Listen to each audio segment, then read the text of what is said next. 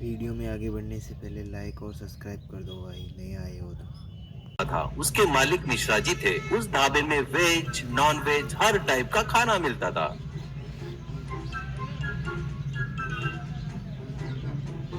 और वो मिश्रा जी की पत्नी बनाती थी। उनके हाथों का स्वाद इतना बढ़िया था, ऐसा हर कोई कहता था, इसलिए वहां खाने के लिए बहुत सारे लोग आते थे।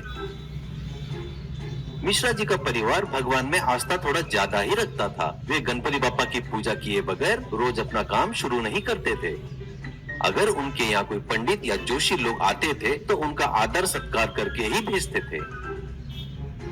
मिश्रा जी के लड़के का नाम था धर्म। वो शहर में पढ़ाई करता था। वो बहुत ही धैर्यवान के साथ साथ बहुत बुद्धिमान भी था। वहाँ उनके दोस्त कभी समस्या में पड़ जाते थे तो वो उनको समाधान बताता था। एक दिन की बात है, जब मिश्रा जी पूजा करने के लिए भगवान की फोटो पर माला चढ़ाने जाते हैं तो फोटो नीचे गिर जाता है और उसी वक्त बाहर कौवा चिल्लाता है।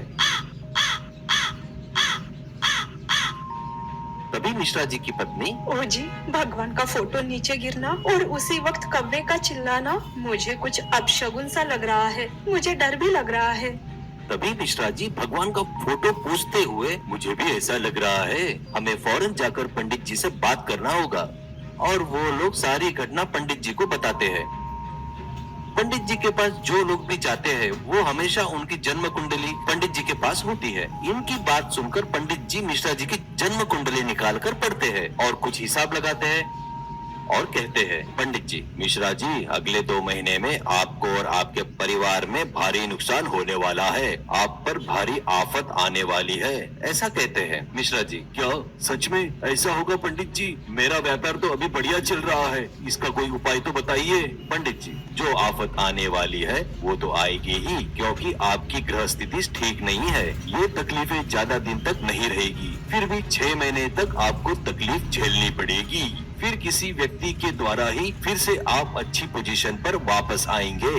पंडित जी के कहे अनुसार उनके ढाबे के आजू बाजू बहुत सारे होटल आ गए। इससे उनके ढाबे में लोग आना कम हो गए।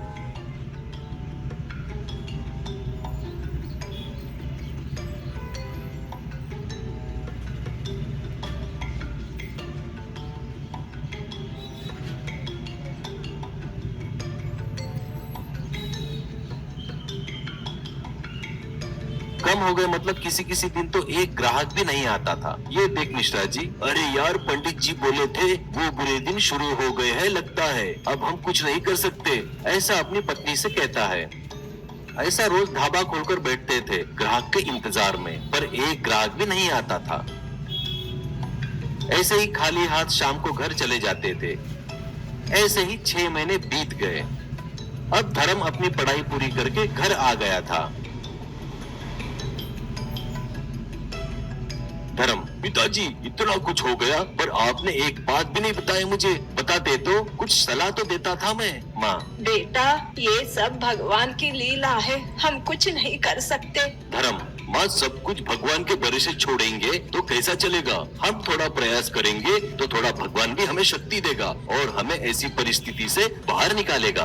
पिताजी, तो बेटा अभी हमें क्या करना चाहिए? धर्म, पिताजी, हमारे ढाबे को फैमिली ढाबा नाम रखे, लेकिन कभी पूरा परिवार बैठकर खाना नहीं खाया वहाँ पर। अब हम एक काम करेंगे, अब हम ऐसा काम करेंगे पूरा परिवार खाना खाए। ऐसी चीज करना होगा जो सभी लोग बैठकर खाए। वैसे भी लगता है इस दावे को सभी लोग भूल गए हैं, बस उन लोगों को याद दिलाएंगे। इसके लिए मेरे पास एक प्लान है। अगले हफ्ते गणेश चतुर्थी है ना, तभी मेरा प्लान अमल में लाता हूँ। अब गणेश चतुर्थी के दिन एक बहुत बड़ा समोसा बनाकर मंडप में लाता है। उसे सभी आश्चर्यता से देख रहे थे। मिश्रा जी वो समोसा गणेश जी को समर्पित करते हैं। उस समोसे की बोली लगती है। एक आदमी वो समोसा 50,000 रुपए में खरीदता है। फिर वो समोसा वहाँ आए भक्तजन सभी खाते हैं और सभी समोसे के टेस्ट पर फिदा हो जाते हैं। तब से वहाँ आए लोग मिश्रा जी के ढाबे के बारे में और उनके बड़े समोसे के बारे में बात करते हैं। फिर से लोग ढाबे में आने लगते हैं। कुछ फैमिली भी आने लगती है। वहाँ उन्हें बड़ा समोसा, बड़ा डोसा,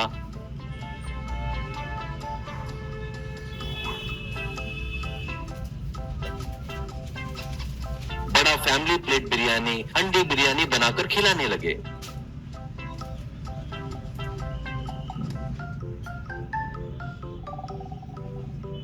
खाकर लोग तारीफ करने लगे। तब से वो लोग काफी बिजी हो गए।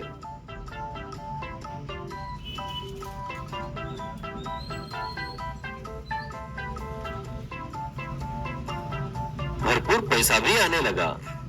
कुछ दिन बाद धर्म को एक बड़े कंपनी में जॉब मिलती है और वो जाने के लिए निकलते वक्त मिश्रा जी, बेटा हमें पंडित जी ने बताया था तुम्हारे बुरे वक्त पर एक व्यक्ति काम आएगा और इन बुरी परिस्थितियों से तुम्हें बाहर निकालेगा, ऐसा बोले मुझे। बेटा तुम वही व्यक्ति हो। धर्म, ठीक है पिताजी, आप जैसा सोचो वैसा, पर मैंने एक बेटे के नाते मेरा फर्ज पूरा किया है। पिताजी ड्यूटी पर जा रहा हूँ, आशीर्वाद दीजिए। ऐसा करके उनका आशीर्वाद लेता है और अपने ड्यूटी पे चला जाता है।